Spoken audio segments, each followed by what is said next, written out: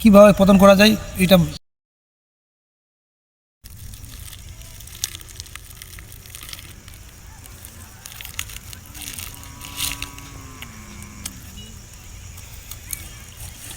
আসসালামু আলাইকুম বন্ধুরা, খাওয়ার সময় তো সালাম দিতে নেই, তবু আমি দিলাম এই কারণে কাজগুলো আগেই সালাম দিতে হয়।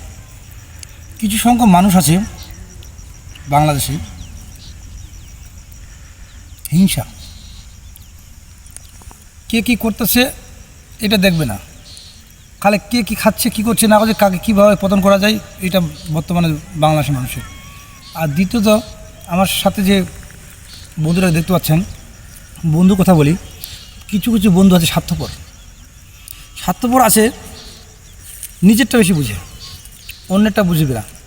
ও ধান্দাবাজ, ও খাবার ধান্দা, ও খরচ করা ধান্দা। কিন্তু এমন সময় আপনি হঠাৎ করে যদি অসুখে পড়ে যান বা বিছানায় পড়ে যান বা অন্য জায়গায় কোনো একটা হন, তাহলে কিন্তু ফোন দিলে সে আসবে না। এটা তো স্বার্থপর বন্ধু। বিপদের সময় যে ব্যক্তি পাশে এসে দাঁড়াবে সে হচ্ছে প্রকৃত বন্ধু। অতএব বন্ধুরা, আপনারা নিজে নিজে সিলেক্ট করবেন যে প্রকৃত বন্ধু তোমাদের কে, কাকে নেওয়া যায়।